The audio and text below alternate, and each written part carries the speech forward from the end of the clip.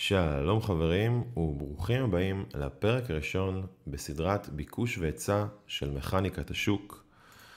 אנחנו הולכים לדבר בסדרה הזאת לא רק על הגרף אלא על מה שמניע אותו באמת. מאחורי כל תנועת המחיר עומד כוח, מאחורי כל עלייה יש ביקוש ומאחורי כל נפילה יש היצע. אבל מה זה אומר בעצם? מי קונה, מי מוכר, ומתי התנועה שאנחנו רואים היא רק מניפולציה. בסדרת סרטונים הבאים אנחנו הולכים לחקור לעומק את מה שהרבה סוחרים מפספסים. זה לאן הכסף זורם, מי שולט במשחק ואיך גם אתה יכול ללמוד לזהות את האזורים שבהם יש ביקוש והיצע אמיתי. אם אתם לא מכירים עדיין את העמוד, אז אני עומר הסוחר, יוצר קהילת הסוחר ועמוד היוטיוב הסוחר. אתם מוזמנים להצטרף גם לדיסקורד ולעקוב אחריי באינסטגרם, לינק בתיאור למטה. וכמובן, אם עדיין לא צפיתם בסדרת מבנה השוק, 4 פרקים שמדברים על מבנה שוק, איך לזהות מגמות, איך להיות בצד הנכון של העסקה, אתם מוזמנים ללכת ולצפות, תקבלו שם המון ערך בכל הדבר הזה שנקרא מבנה שוק. אז שנייה לפני שמתחילים, אתם מוזמנים לתת לייק או תגובה, לעצור שנייה את הסרטון, לתת אולי עוקב ולעזור לי ולאלגוריתם של יוטיוב להגיע לעוד אנשים כדי שנוכל להפיץ בעצם את הידע הזה בחינם ולהגיע לחופש כלכלי. זה משהו שכל אחד רוצה, אז בואו נפרגן כדי שעוד אנשים יוכלו ליהנות מהתוכן הזה. בואו נתחיל. אז תסתכלו טוב על התמונה הזאת. זאת לא סתם תמונה של חץ עולה, זו המחשה פשוטה לעיקרון שהרבה סוחרים שוכחים. השוק זה לא מחשב, זה לא גרף, זה אנשים. כל תנועה של המחיר נוצרת אך ורק כשהמון בני אדם, בין אם זה סוחרים פרטיים, גופים מוסדיים, קרנות גידור או אלגוריתמים, מחליטים יחד, בלי תאום, לקנות או למכור באותו רגע. דמיינו שאתם עומדים בתחנת רכבת, מלאה אנשים. פתאום מישהו צועק שיש שריפה. זה לא משנה אם זה נכון או לא נכון. ברגע שמספיק אנשים מאמינים לזה, הם רצים. וכשמספיק אנשים רצים לאותו כיוון, זה כבר נהיה מגמה. אותו דבר בדיוק קורה בשוק. ברגע שמספיק אנשים מאמינים שצריך לקנות, המחיר עולה. ברגע שמספיק אנשים בלחץ למכור, המחיר צונח. עכשיו תחשבו מה קורה כשבנקים וספקולטורים גדולים מצטרפים לתנועה, ששחקנים עם מיליארדי דולרים דוחפים את השוק, זה כבר לא רק הרגש, זה כבר כוח. והמחיר הוא פשוט תוצאה של כל הכוחות האלה שפועלים יחד. אז פעם הבאה שאתם רואים נר עולה או יורד, תזכור. זה לא הגרף שעולה, זה אנשים שדחפו אותו לשם. עכשיו בואו ניכנס עמוק יותר אל תוך מנגנון קבלת ההחלטות של השוק.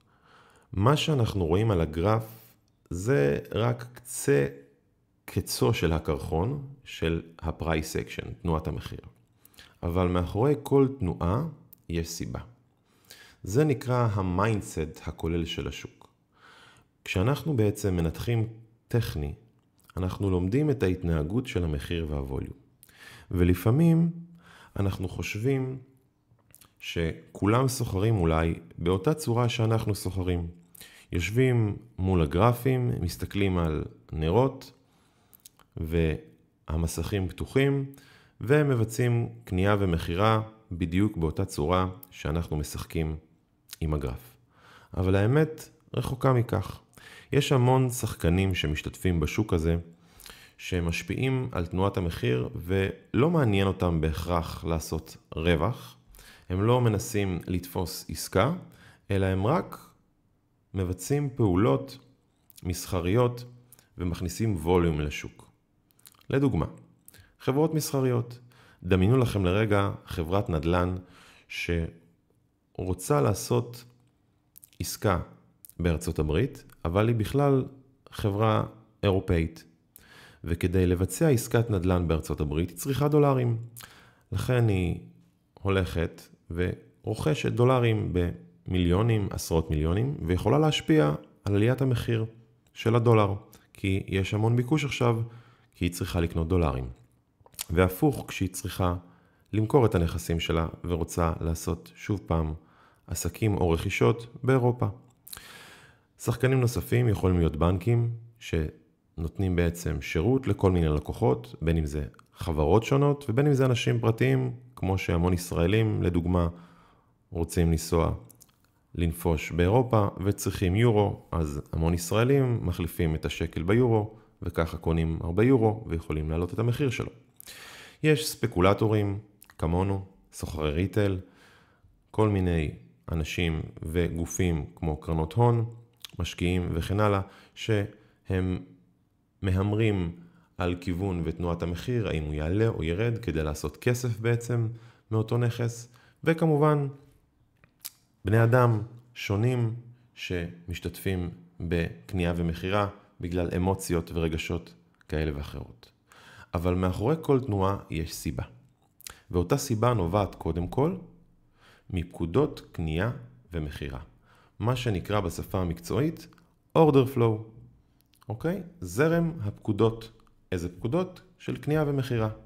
זרימה של פקודות הקנייה והמחירה בזמן אמת הם אלה שמניעות את השוק. אבל מאיפה הן מגיעות? הן מגיעות מרגשות, מפחד, מתאווה, לרווח, מההחלטות של חברות ענק, מגופים מוסדיים, מסוחרים שקופצים על טרנדים. וזה בדיוק הסיפור. השוק מונע על ידי אנשים שמבצעים פעולות מתוך אמונה, מתוך ניתוח או מתוך לחץ. עכשיו בואו נבין רגע את הרצף הזה. רגש מוביל לפקודה שמוביל לתנועה שמוביל לדפוס. ברגע שזרימת ההוראות, זרימת פקודות של קנייה ומחירה חזקה מספיק, היא יוצרת תנועה במחיר. תנועת המחיר יוצרת מבנים טכניים כמו תבניות, טרנדים וצורות. רוב הסוחרים הם רואים רק את הדפוס. הם מנתחים רק את התוצאה במקום להבין את הסיבה. הם סוחרים בעיקר על פי מה שהם רואים ולא על פי מה שמניע את זה. אז אם אתה רוצה יתרון אמיתי בשוק, תלמד לקרוא את הסיפור מאחורי התנועה. מי קנה? למה מישהו לחץ שם למכור? למה דווקא שם המחיר עצר? כל נר על הגרף זה כמו דביעת רגל ועקבות שהשאירו אותם גופים גדולים שביצעו קנייה ומחירה. והשאלה היא, לאן הלכו כולם? היא לא השאלה הנכונה. השאלה היא, מי השאיר את הסימן ולמה? אז עכשיו אנחנו נבין איך לזהות את הסימנים האלה על הגרף, איך לזהות אזורים של ביקוש והיצע, בהתחלה ברמה התיאורטית, ואחר כך בחלק השני גם בצורה מעשית על הגרף.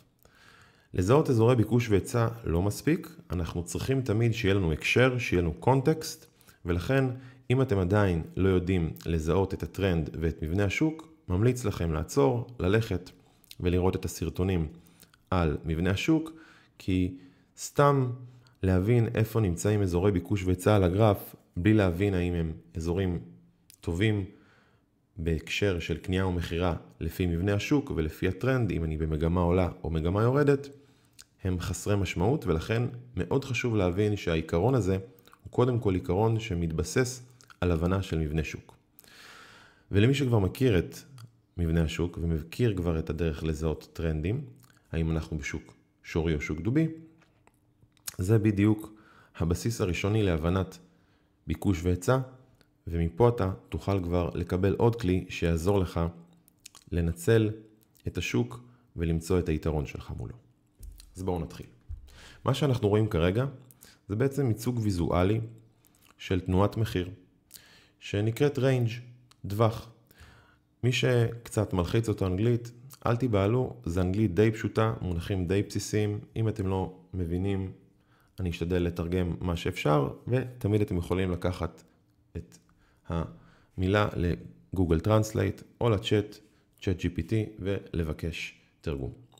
אז בעצם מה שאנחנו רואים כרגע זה טווח. אנחנו רואים את המחיר נע בתוך טווח, זה מאוד מאוד ברור, וזה בעצם ייצוג ויזואלי של תנועת המחיר. תזכרו שהגרפים והנרות הם בסך הכל ייצוג ויזואלי של אותן פקודות קנייה ומחירה, שאנחנו לא רואים את ספר ההזמנות ויזואלי מולנו, אלא אנחנו רואים את זה בדמות נרות שעולים ויורדים. הדווח מייצר לנו בעצם הבנה של מתי המחיר יקר ומתי המחיר זול. באמצע יש לנו את מה שנקרא אזור ה-fair value, אזור המחיר ההוגן. כלומר, כשהמחיר לא זז מהדווח, אנחנו מבינים שהשוק תופס כרגע את רמות המחיר הוגנות. כלומר, השחקנים מחליפים ביניהם סחורה, קונים ומוכרים, במחיר שנתפס ביניהם כשווה, כהוגן. ולכן כשאנחנו רואים שהמחיר יורד מאזור האמצע לרוב, השחקנים תופסים את המחיר כזול ומבצעים פעולות קנייה, וכשהמחיר מגיע לאזור הפרימיום, שחקנים תופסים אותו כיקר ומבצעים פעולת מחירה, ולכן המחיר יורד. המחיר כל הזמן עולה ויורד כדי לחפש אזורים שבהם הפקודות יכולות להתממש. כלומר, אם אני רוצה לקנות עכשיו סחורה, אני צריך שיהיה בצד השני מספיק מוכרים, אוקיי? או מספיק סחורה כדי שהפקודה שלי תתממש, והפוך. מתי אנחנו יכולים להבין שהביקוש גדל על ההיצע ולהפך? כאשר אנחנו רואים פריצה של הדווח הזה, כאשר אנחנו רואים חוסר איזון, או בשפה המקצועית אימבלנס בתנועה של המחיר מהדווח הזה. כלומר, כאשר אנחנו רואים את המחיר נע בדווח, ובשלב מסוים פורץ למעלה, אנחנו מבינים שיש חוסר איזון, ויש כרגע שליטה של קונים על המוכרים, כי המחיר עלה למעלה לחפש אזור שבו פקודות הקנייה יכולות להתממש. ואותו דבר הפוך, כאשר אנחנו רואים את המחיר נע בדווח, ופתאום פורץ מטה, אנחנו יכולים להניח שיש כרגע יותר מוכרים מקונים, והמחיר ירד לאזור שבו הפקודה של המחירה יכולה להתממש. וזה בעצם תנועות של חוסר איזון. עכשיו בואו נראה את זה קצת עם נרות ונבין איך הדבר הזה יכול לשרת אותנו כדי לזהות אזורים רלוונטיים לסחור מהם. אז כשמחיר, ובכלל זה לא משנה אם זה שוק הפורקס, קריפטו, מניות, זו בעצם תנועת המחיר בכל גרף ובכל שוק שקיים. אנחנו תמיד נראה תנועה של נרות שמדשדשים, אנחנו נראה את המחיר נע בסוג של טווח מסוים, ובאיזשהו שלב המחיר פורץ למעלה, כי אין מספיק סחורה כדי לממש את פקודת הקנייה שאותו משתתף שם, ולכן המחיר פורץ למעלה. באיזשהו שלב מגיעים מוכרים שרוצים למכור, אבל אין מספיק קונים כבר ברמות המחיר האלה, ולכן המחיר חוזר שוב פעם לאותו אזור של הטווח. אבל בגלל בוצעה פה כבר קנייה מאוד מאוד גדולה, לא נשארה כנראה עוד סחורה כאשר רוצים לקנות שוב משתתפים נוספים סחורה, והמחיר שוב פעם ממשיך ועולה למעלה בעצם כדי לחפש אזורים שבהם יש מספיק סחורה כדי לממש את פקודת הקנייה. אותו דבר אם אנחנו מסתכלים על אזורי היצע, זה בעצם אזור ביקוש. למה זה אזור ביקוש? כי היה פה ביקוש לסחורה, ומרגע שפה בטווח הזה לא היו מספיק אנשים שענו על הביקוש, המחיר הלך לחפש אזור שבו הוא יוכל לממש את הפקודות, וכשהוא חזר לאותו אזור, זה אזור שהבנו שזה אזור ביקוש, כי הרבה אנשים רצו לקנות באזור הזה, ולכן כאשר לא היה מספיק סחורה לממש, המחיר שוב פעם עלה למעלה. זו בעצם פעולה שקורית כל הזמן, והיא פעולת 4 שלבים שנקראת range, טווח, initiation, כוונה, mitigation, שזה מיטיגציה בעצם, זה ביקור חוזר באותו אזור, באותו טווח, ו-continuation, המשך. range, initiation, mitigation, continuation. כשאנחנו רואים את המחיר עולה מאזור כזה, אנחנו יכולים להגדיר אותו כאזור ביקוש. כשאנחנו רואים אזור בעצם שיורד מאזור כזה, אנחנו יכולים לקרוא לו אזור היצע, כי היו פה הרבה מוכרים, ובעצם הייתה פה הרבה סחורה, וכשהם רצו להיפטר ממנה, לא היו מספיק קונים בטווח הזה, ולכן הם היו צריכים לרדת במחיר. אוקיי? פה לא היו מספיק מוכרים, ולכן המחיר עלה, כי המוכרים רצו למכור במחיר יותר גבוה.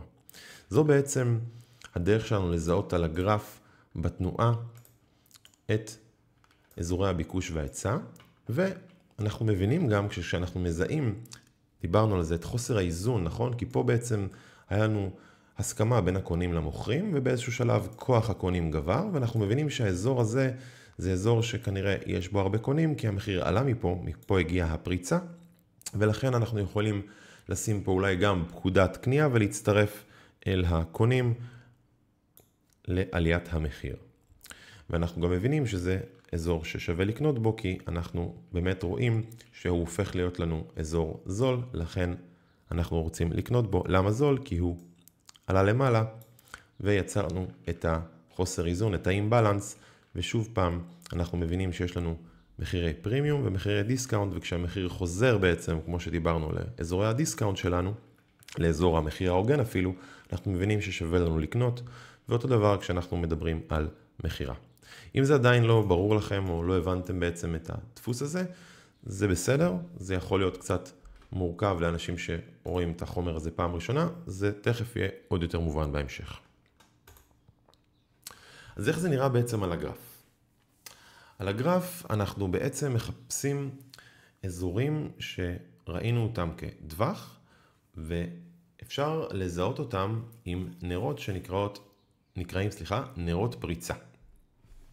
מה זה בעצם נר פריצה? נר פריצה זה נר שאנחנו יכולים לראות שהגוף שלו מכסה כמה נרות מלפני. כלומר, כאשר אנחנו רואים בעצם, אפשר ממש לדמיין את השקופית הקודמת, אנחנו רואים דווח של המחיר שלא זז ואין שום חוסר איזון, עד לנקודה שבה יש נר שפורץ למטה, ויוצרנו בעצם חוסר איזון עם בלנס, ואנחנו מבינים שפה נכנסה בעצם הזמנה או פקודה מאוד מאוד גדולה, או הרבה פקודות של מחירה, ולכן המחיר ירד למטה ופרץ את הטווח הזה, ונוצרנו בעצם אזור היצע ששווה לנו לחכות שהמחיר יחזור אליו בעצם, ואז יהיה שוב פעם מחיר פרימיום, ומפה לבצע פקודת מחירה כדי להמשיך עם הטרנד.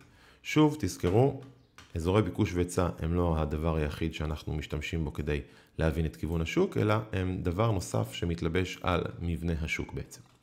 אז אפשר לראות את זה כאן באזור היצע, ואותו דבר באזור ביקוש. יש לנו דווח, דשדוש של כמה נרות קטנים, ונר פריצה שבעצם מכסה אותם. אנחנו רואים שהוא מכסה, נכון? מאוד מאוד קל לראות שהנר הזה מכסה את כל הנרות שלפניו, נכון? מכסה אותם.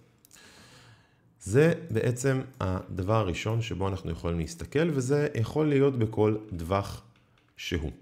זה יכול להיות בדקה, ב-15 דקות, ביומי.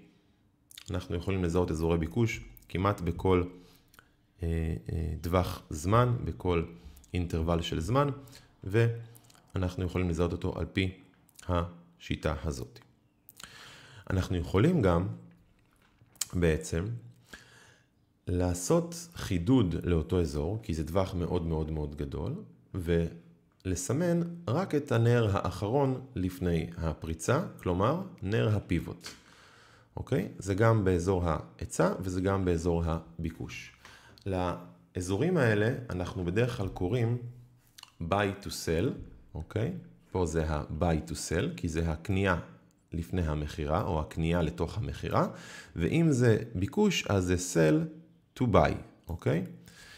שוב פעם, buy to sell, קנייה לתוך מחירה, sell to buy, מחירה לתוך הקנייה. כלומר, זה הפעולה האחרונה של הפיבוט לפני שאנחנו רואים את התנועה האמיתית של השוק, וגם פה, ככל שאנחנו יכולים לחדד את האזור, אנחנו באמת מחכים שהמחיר יחזור לאזור הזה, ואז ממנו אנחנו יכולים בעצם לשים פקודת קנייה, אם זה אזור ביקוש, או פקודת מחירה, אם זה אזור היצע, ולתפוס את המשך התנועה למטה. כי אם אתם זוכרים בשקופית הקודמת, מה שאנחנו מחפשים זה בעצם range, initiation, mitigation, continuation. זה בעצם התנועה של המחיר, ומי שמכם שראה כבר את סדרת הפרקים של מבנה השוק, יכול גם כבר לזהות שאנחנו יכולים לראות מבנה של שוק שנוצר שהוא מבנה יורד, ואותו דבר פה מבנה של שוק של מבנה עולה, אוקיי? וזה חלק ממכניקת השוק של ביקוש והיצע, ההבנה של מהו המבנה. אז ככה בעצם אנחנו מזהים אזורי ביקוש והיצע, ושוב, הם נמצאים כמעט על כל מקום בגרף כרגע. זה לא אומר שאני רוצה לסחור מכל אזור ביקוש או מכל אזור היצע, זה רק אומר שאני צריך לדעת איך לזהות אותם. יש עוד דברים וקונספטים של פרימיום ודיסקאונט, של איך האזור הזה נוצר, וכמובן מה האזור הזה השיג, שיגרום לי להבין האם אני רוצה לסחור או לא לסחור מאותו אזור, אבל כרגע רק בשביל להבין איך אנחנו יכולים לזהות אזורי ביקוש והיצע על הגרף, כך אנחנו יכולים לזהות אותם. אוקיי? שימו לב שהנר פריצה חייב להיות נר סגירה. כלומר, אם אנחנו רואים פריצה של פתיל, זה לא אזור ביקוש או היצע. אוקיי? רק אם אנחנו רואים נר שנסגר כנר פריצה, זה אזור שאנחנו יכולים להגדיר אותו כאזור ביקוש או היצע. כמובן שבפרקים הבאים של סדרת ביקוש והיצע, אנחנו גם נבין מאיזה אזורים שווה לנו לסחור, אז שווה לכם לתת עוקב ולחכות לפרק הבא. אז מה אנחנו בעצם יכולים לעשות כדי לנצל אזורי ביקוש והיצע למסחר? אנחנו יכולים לחלק את זה לשלוש חלקים שבעצם מאפשרים לנו להשיג יותר יחס סיכון סיכוי כשאנחנו רוצים לסחור. אז אם הבנו שאנחנו רוצים למכור מאזורי היצע ולקנות מאזורי ביקוש, כרגע אנחנו מחדדים את זה ונדבר רק על אזורי היצע כרגע. אז דיברנו על זה שאנחנו יכולים לתפוס ולסמן על הגרף את כל הטווח, נכון? אנחנו בעצם יכולים לסמן את כל הטווח כאזור היצע, לראות נר פריצה, לחכות שהמחיר יחזור לאותו אזור, יתייג אותנו ולתפוס שורט. אבל אם אנחנו רוצים להשיג בעצם RR יותר טוב, אנחנו רוצים בעצם להשיג יחס סיכון סיכוי יותר טוב לטובתנו, אנחנו יכולים לחדד, כמו שראינו, את האזור רק לנר האחרון, לאזור הפיבוט. מה זה יעזור לנו? זה יעזור לנו לעשות בעצם סטופ-לוס קטן יותר, וככה לקבל סיכון סיכוי יותר טוב אלינו. אם פה יכלנו לקבל 1 ל-2.5, פה כבר אנחנו יכולים לקבל 1 ל-4, ואם אנחנו יכולים גם לחדד אותו עוד לאזור של רק הפתיל, אוקיי? שימו לב, זה אותו טווח, רק אנחנו מחדדים בעצם את האזור, אנחנו יכולים לקבל פה יחס סיכון סיכוי של 1 ל-10, אוקיי? אבל תזכרו שכמו כל דבר בחיים, יש פלוסים ומינוסים, יש איזה טרייד אוף, יש איזה החלפה של משהו עם משהו. כשאני בעצם מסמן את כל הטווח, אני מבטיח לעצמי סיכוי די גבוה להיכנס לעסקה, כי כנראה שהמחיר יחזור לטווח לפני שהוא ימשיך הלאה. כשאני מסמן את הפיבוט, אני עדיין עם סיכוי טוב להיכנס לעסקה, אבל יכול להיות שלא בטוח שהמחיר יתייג אותי עבור היחס סיכון סיכוי הגבוה שאני אשיג. ב-refinement לפתיל, זאת אומרת, אם אני מסמן את זה ברמה הפרקטלית, ברמה הנמוכה ביותר, כלומר לוקח גם את הסימון של הפיבוט עצמו ורוצה לעשות יותר דיוק בכניסה שלי, אני אומנם משיג סטופ-לוס קטן מאוד, אבל אני מסתכן בזה שהמחיר יכול להיות שלא יחזור עד לשם לתייג אותי, ואני בכלל לא אכנס לעסקה. אז תזכרו שיש לנו בעצם 3 דרכים לחדד ולסמן את האזורים האלה, וחשוב מאוד לדעת שאם בחרתם בתור סוחרים אחד מהם, אתם עושים ומשתמשים ומסמנים רק אותו. כי כדי לקבל תוצאות עקביות, אנחנו צריכים להשתמש באותה תוכנית עקבית ואותה פעולה שבעצם תעזור לנו לקבל את אותן תוצאות. אם אני מחליט שאני סוחר תמיד מטווחים גדולים ולא מפיבוטים, אני תמיד יסמן על הגרף את הטווח. אם אני החלטתי שאני סוחר רק מפיבוטים, אני מסמן רק פיבוטים, ולא פעם את זה ופעם את זה ופעם את זה, כי אז אתם תקבלו תוצאות שונות. בואו רגע נסתכל על דבר נוסף, כדי שיהיה לנו קל להבין כשאנחנו מנתחים. מי שצפה בניתוח רב-מימדים, Multi-Time Frame Analysis, יודע שאנחנו בעצם מסתכלים על הגרף בכמה טווחי זמן. יש לנו טווח זמן גבוה לכיוון, יש לנו טווח זמן בינוני, שעוזר לנו להבין אזורי ביקוש והיצע, ויש לנו את הטווח זמן הקטן שעוזר לנו לתזמן את הכניסה. הטווח הגבוה אומר לנו לאן המחיר הולך, הטווח הבינוני אומר לנו איפה להיכנס, והטווח הקטן אומר לנו מתי. מי שלא ראה, אתם מוזמנים ללכת, יש 2 פרקים בסדרה ניתוח רב-מימדים, שווה לכם לראות. למי שכן ראה, בואו נבין איך נראה בעצם אזור היצע או ביקוש בטווח זמן גבוה, ואיך הוא יכול להיראות בטווח זמן קטן. אם אנחנו נסתכל על נר פריצה, שהוא בעצם פיבוט בטווח זמן גבוה, אנחנו נוכל לרדת לטווח זמן קטן, וממש לראות טווח. כלומר, אם תלכו עכשיו לגרף שלכם, ותסתכלו על אזור ביקוש או היצע שעתי, שהסימון שלכם הוא רק הפיבוט שלו, כאשר תרדו לגרף הנמוך יותר, 15 דקות, 5 דקות, אתם תוכלו לראות טווח, תוכלו לראות את הריינג'. אז תמיד תזכרו שכשאתם מסתכלים על הגרף ורואים טווח בעצם בנקודת זמן נמוכה יותר, הוא פיבוט בנקודת זמן גבוהה יותר. כלומר, אם נראה טווח שעתי, הוא יכול להיות פיבוט ביומי, ואם נראה טווח יומי, הוא יכול להיות פיבוט בחודשי, וכן הלאה והפוך. וזה עוזר לנו בעצם להבין שטווח, שריינג' של נרות באינטרוול זמן נמוך, הוא בעצם נר פיבוט בטווח זמן גבוה יותר. אתם צריכים לזכור שהמחיר לא יודע מה זה זמן, וזמן לא יודע מה זה מחיר. הם לא מכירים אחד את השני, ואנחנו בסך הכל קוראים את הייצוג הוויזואלי של אותם פעולות ואותן פקודות שאנשים הכניסו, ולכן כשאנחנו רואים בעצם ומחליטים שאנחנו מסמנים פיבוט, אז זה בעצם סימון בעצם של טווח זמן נמוך יותר. זה רק כדי להבין שאנחנו יכולים לראות כמה נרות בטווח זמן נמוך יותר אל נר אחד בטווח זמן גבוה יותר. אם אנחנו רוצים להבין עוד פעם מהי תנועת המחיר, אנחנו נראה בגרף בפרק הבא תגובות מחיר מאזורי ביקוש והיצע שונים שלא תמיד נראים כמו שראינו עד עכשיו. אזורי ביקוש והיצע, כמו שאמרתי, נמצאים בכל מקום על הגרף, וחשוב שנבין איך הם נראים. שימו לב, זה לא אומר שכל אזור שעכשיו אנחנו רואים, אנחנו רוצים לסחור ממנו. אנחנו רוצים לסחור מאזורים חזקים שהשיגו משהו, שנוצרו בצורה מסוימת, ואנחנו נדבר על זה בפרק הבא. אבל עכשיו, רק כדי שנבין איך אזורי ביקוש והיצע נראים ברמה הפרקטלית, כלומר ברמה הקטנה של הנרות הבודדים, ואת החידוד שלהם, את ה-refinement שלהם, אוקיי? את ה-sell to buy ואת ה-buy to sell, קנייה לתוך מחירה, מחירה לתוך קנייה, כי הרבה פעמים כשתסתכלו על הגרף בטווח זמן גבוה, תראו את המחיר מגיב ותגידו, רגע, אבל זה לא אזור ביקוש או היצע, אבל כן יש שם אזור ביקוש והיצע, רק שהוא חלש יותר או עדין או קטן, וחשוב שנבין אותו. אז בואו נתחיל באיך הם נראים, ואחרי זה נבין איך הם נראים בטווח זמן נמוך.